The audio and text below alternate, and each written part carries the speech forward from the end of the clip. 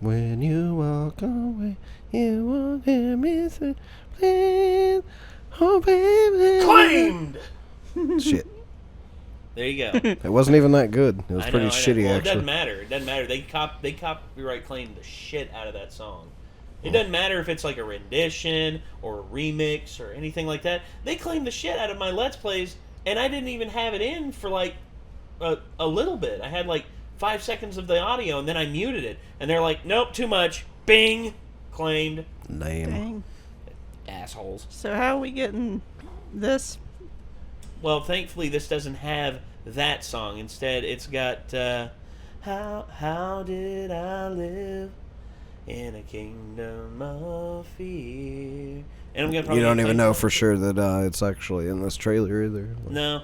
We'll have to see. It's the official song for this game, so at least I got Hikaru Utada to come back and to do the music or do the song for it.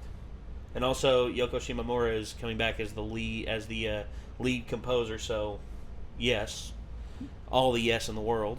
So, I'm interested in this game because I played the shit out of the Kingdom Hearts series. I've been playing it here on the channel recently. I'm probably going to get back to it here as soon as I'm done with Red Dead Redemption. And we're actually almost less than 2 months away from it. And officially, the game has been finished. I'm only part of the way into 2. And I'm in the middle of Birth by Sleep right now, so it's going to be interesting. So, anywho, I think this is going to be the final trailer for Kingdom Hearts 3. The title of this trailer is Together, the Together trailer, if you will. I don't know if it will be the final trailer or not, because, I don't really know how much she knows for sure, but Buns was just talking like in a recent video like there was probably going to be more stuff shown before it comes out. Well, she may have a source on that. If she does, okay, but I don't know. I mean, it's 2 months until, and they may do like a... She might just be basing it off of like previous games or something. Yeah, previous game release. Okay. But I don't really know. Well, it'll depend. Apparently there was like an argument that they're showing us too much. I wouldn't say And that. she says that no, because it's completely unpredictable, and she's never heard anybody predict what actually happens in a Kingdom Hearts game. No, I heard people making predictions for Kingdom Hearts 2, and then I played through Kingdom Hearts 2, and I was just like, you guys were way off. Yeah. Nobody knows where the story's going to go. That's how broad it is. And from what I'm understanding, this game is massive. Like, Nomura has gone on record to say that this game is quite possibly the most massive undertaking that he's done in a video game. And considering his work that he did on Final Fantasy 15, he didn't finish the game, but he did, like, all the combat stuff, like a lot of the world building and stuff like that, and the character designs. He didn't finish the game, but he did a huge amount of the bulk work. And this has been a 13, actually almost 14-year wait for us to get this game. And I know there was sparse development for like 10 years up until the announcement trailer for this.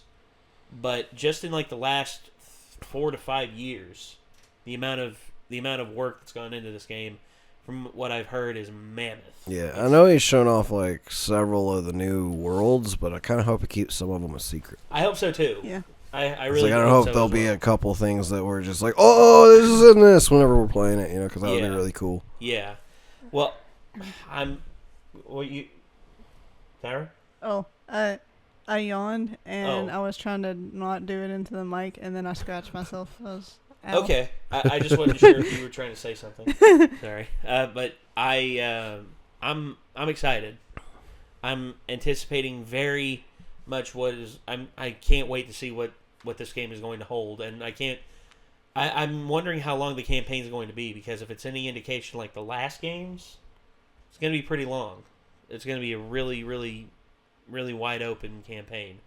So, I hope the individual worlds are actually longer this time too. I hope so too. I hope there's multiple, like we have to return multiple times and solve new problems. There's been a couple like pirates.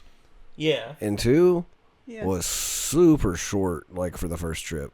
Well, in this one, it looks like they're doing the whole Dead Man's Chest and the At World's End storylines. If they do both of those, then yeah, that might be pretty cool because it might be pretty long. Well, I mean, you have just to for that world, you know. Yeah, you see Jack sacrificed, and then you hear from Tia Dalma, like, "You can go get him, but we need a guide." And then you see Barbosa, and like you have like a little mini fight against Barbosa, and he's just like, "I mean you no harm." Yeah. And at the same time, too, though, like, it's cool that they kind of recreated the story from the movie, but I also kind of like the worlds where it's its own thing within that world, if that makes any sense. No, I get that. Like, in The Nightmare Before Christmas, yeah, they did of course, the more storyline-oriented one with Oogie Boogie, but then they moved off into something else. It was one of Dr. Finkelstein's creations that just went rampant and just caused chaos. Mm-hmm. And then with even the second one, like, they still had like the whole like, oh, he found Christmas Town, but he like alludes to like, you know, he has already found it before, and it's like a almost sequel to Nightmare Before Christmas at that point, because it's like, are you gonna don't try to take over for me again, Jack, you know, stuff like that. And they didn't do like the whole like kidnap the Santa Claus thing, because Santa Claus got kidnapped, but not like with the song and stuff. So yeah, I mean, it was like a different situation. Like, I like when they change it up some. I would prefer it not just be that we're playing through Pirates of the Caribbean 2 and 3. Which I don't think we will. I think they're going to vary up things enough to where it'll be fully original. Yeah. I'm hoping. I don't know. That being said, shall we? Yeah. Yeah. We shall. Our worlds are under attack. Oh, that looks awesome. Big Hero 6. The darkness. Titans, show me your power! Dude. Now, the battle between light and dark will reach its epic conclusion.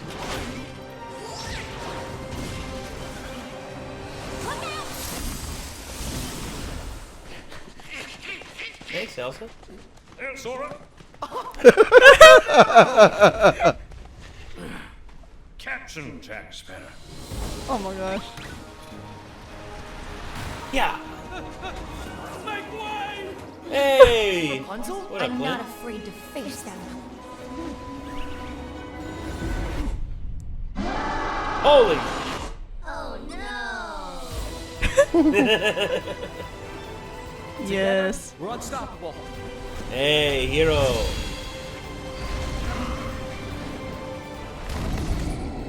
Now you made him mad. I'll distract him. You guys go.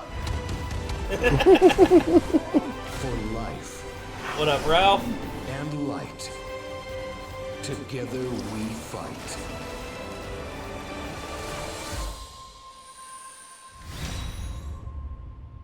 Awesome. Oh, there he is.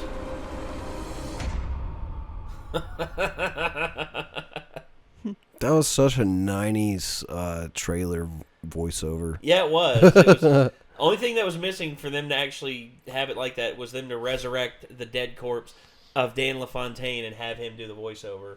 It's like, and he'll just be like, "Are you ready?" Actually, they should have brought in Pablo Francisco to do that. It's like the epic journey reaches its conclusion.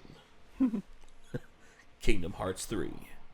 That was good. That was good. I like that. So, Yeah. I think it's going to be really cool. I think so too. I think it's going to be really, really cool. It's one of those things like where it's possible for people to build too much hype about it and it'd be disappointing. But from everything they've shown, like, I kind of know what I'm expecting, and it's just like, I feel like it's not going to be disappointing to a level that it's not going to be a fun game. I just kind of hope there are certain things that they do with it. Well, and if they do, then it will be really, really, really awesome. If they don't, it'll still probably be a really good game, but it's more like I'm having like reverse like expectations. I'm like, I don't know. I don't think it'll be a letdown, but I hope it's like even better than we expect it to be. If that makes any sense. You're wanting it to exceed your expectations. Basically, I guess, yeah. So I understand that. For me, when I played Kingdom Hearts 2, I was blown away by all the stuff that was in it. My expectations were well exceeded. And then, not only that, but I also had some for me, another game that was like that was the new God of War game.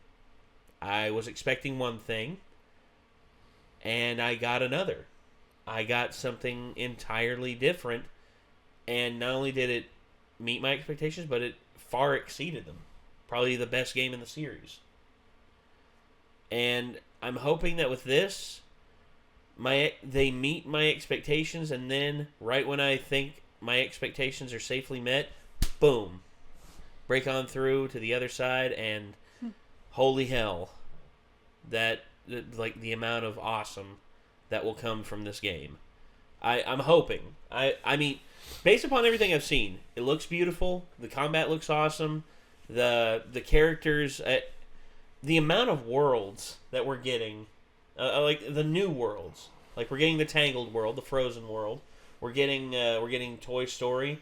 We're getting Monsters Incorporated, and also it looks like we're finally reaching the main storyline of Hercules, because the Titan or Hades releases the Titans, and you have to fight the Titans. Now we fought the individual Titans in some ways, like we fought the Ice Titan in Kingdom Hearts 1, but optional boss. Yeah. But he was a badass boss, dude. He was awesome.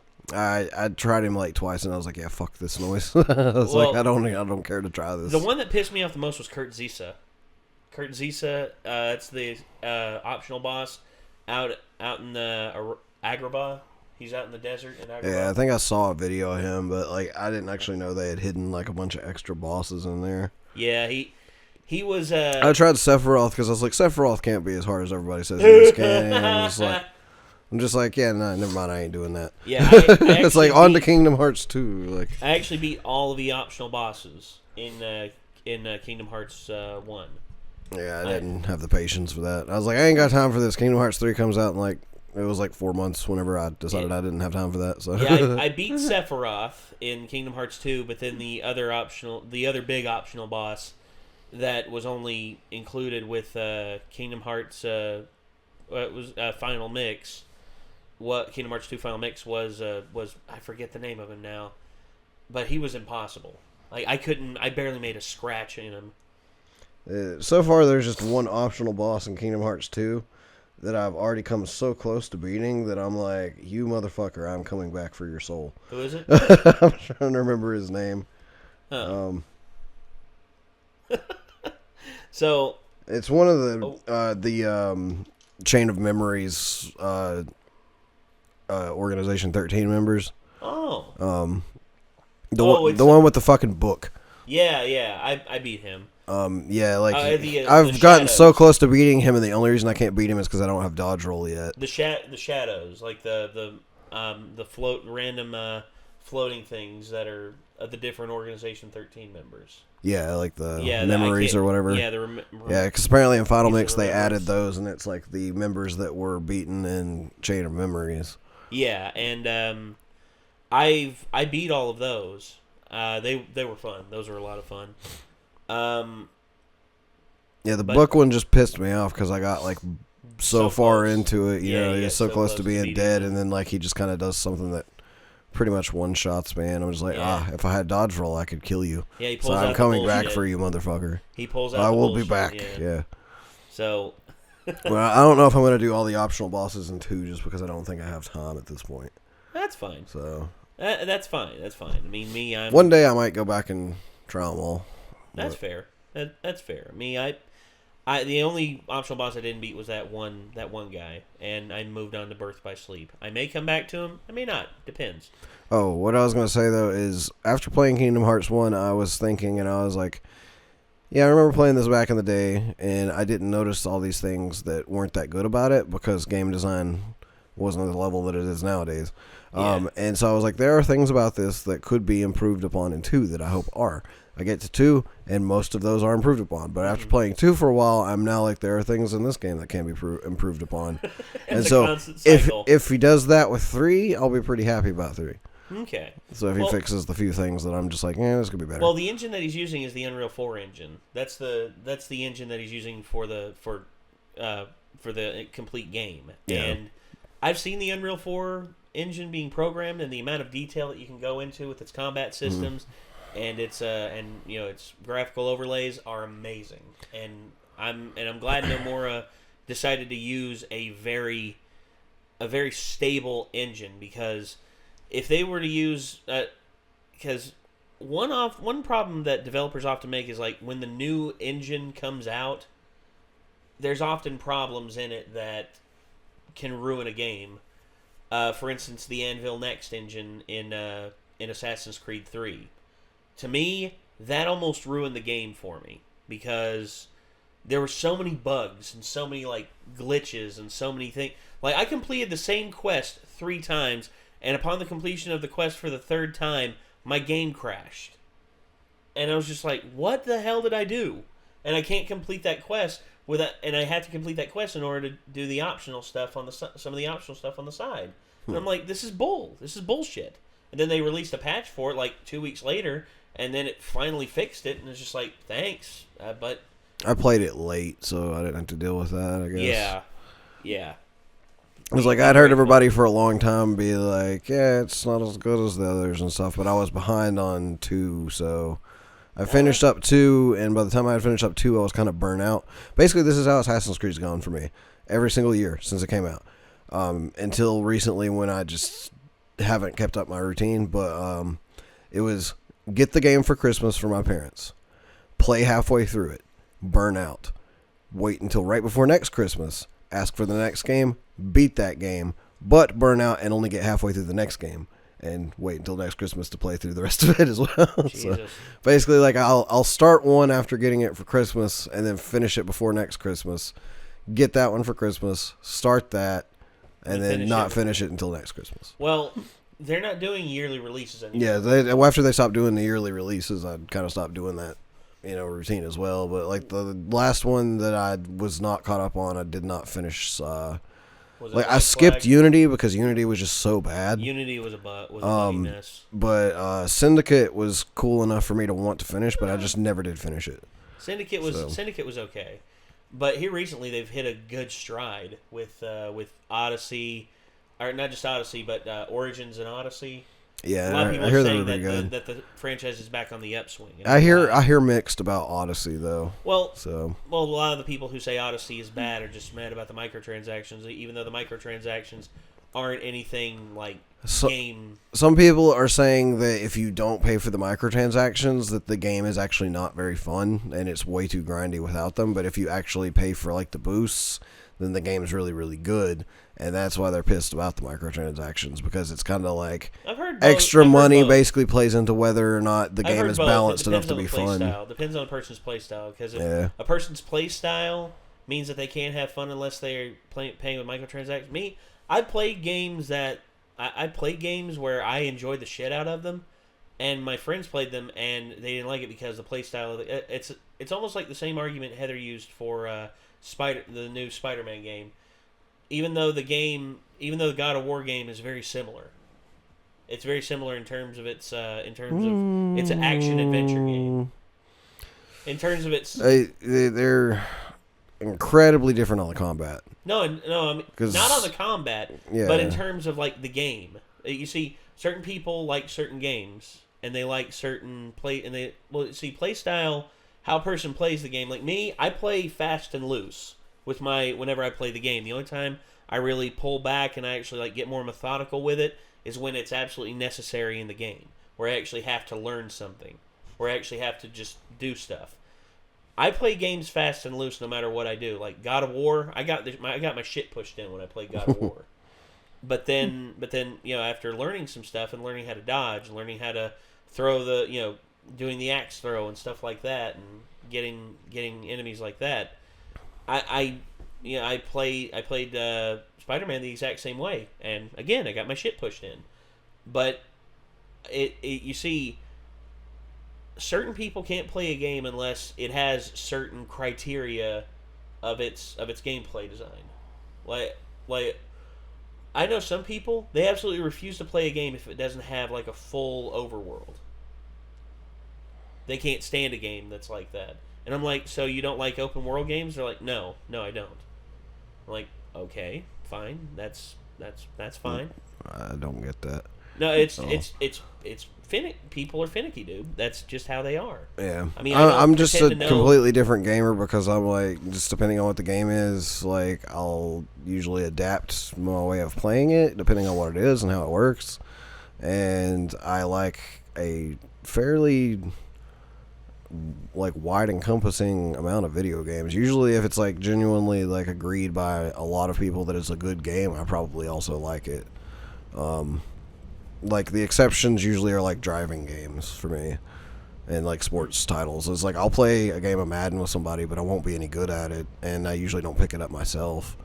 But like like racing games, if it's like arcadey enough for me to be able to understand what I'm doing to my car and shit, then I can get into it. If it's like full like sim and everything, then I'm just like, I don't know enough about cars to enjoy this game. But that's fine. Yeah, it's like Spider-Man. It's like I play like a cross between to an extent like the way I play Dark Souls and the way I played Arkham Asylum and Arkham City. And actually, the more I started to break out of the way that I've personally played Arkham Asylum and Arkham City, the better I've gotten at it. And it's more by like adapting to what Spider-Man is, because it's kind of its own thing. It's got like elements from like the dodging of Dark Souls and the timing of Dark Souls, and then like the countering of like Arkham and stuff. But it's its own thing, and when you start treating it as its own thing and like learning what you can do with it, you get better and better at it because you're breaking off into its own type of play style. Yeah. And then God of War is like basically Dark Souls. It's like in its combat so far. So I haven't played as much of it. Maybe I'll learn that it's its own thing too, and I'll start playing it differently. But it feels really, really very Dark Souls to me so far. The way it plays is a whole lot like like you said, Dark Souls. But where the RPG elements are in there, you can actually like make Kratos faster. You can make him slower. You can make his attacks hit more, but at the cost of speed. Yeah. You get certain items that give you certain perks. And it's all about how you play the game. It's all about your play style. Yeah. I mean, me, like I said, I play fast and loose, and I tried to make Kratos as fast as possible, while at the same time not sacrificing as much armor or his ability to just like wreck shop whenever the frick he feels like it. Right. So, okay, wow, we went off on a tangent there. Yep. This was Kingdom Hearts 3, the Together trailer, and once again, Kyra left out of the loop. Yeah. Sorry about that. I mean, it's okay. I mean, I haven't played. The only Kingdom Hearts games I've really, really played are 2 and 358/2. Yeah. I think I played some of 1, but I don't remember it. So even if I could contribute, or even if I did contribute to the discussion, I don't know what I would. I don't know what importance I would have, since I don't remember a lot. So that's fine. I mean, it doesn't really matter as long as you got enjoyment out of them. I mean, yeah, and that's fine. I mean, there's certain games that as a kid I loved, but as I grew up, it's like kind of gotta take the nostalgia goggles off and just look at it as it is. Yeah. But It's like games with dated controls, like Medieval. Yeah. I loved that game, but like I think they're actually planning to remaster it. They are. And I'm excited because I would like to play it with updated controls. Yeah. Because it's real hard to play nowadays. I'd like for them to redo Mass Effect, but that's looking like it's never going to happen. It would be shit if they did nowadays, it looks like. Why is that? Because BioWare's gone to shit. Well, it's because of, oversight from EA and them kowtowing to the wrong people. You know who they are. If BioWare puts out Anthem and Anthem's badass, I would be like, yes, they should remake Mass Effect now then. Yeah. If they put out Anthem and Anthem is garbage, like I'm kind of expecting it's going to be, then I'll be like, I don't think there's any point in them remaking it because it'll just be garbage. There you go. All right. Well, that's going to do it, ladies and gentlemen. We're going to call it now. This was Kingdom Hearts 3, the Together trailer. If you have enjoyed what you've seen here, feel free to leave a like down below. Also, don't forget to comment or subscribe. And until next time, signing off, I'm Nate. Nick. Do something about Castlevania for Switch and bring back Ghouls and Ghosts. I'm Kyra. Bye.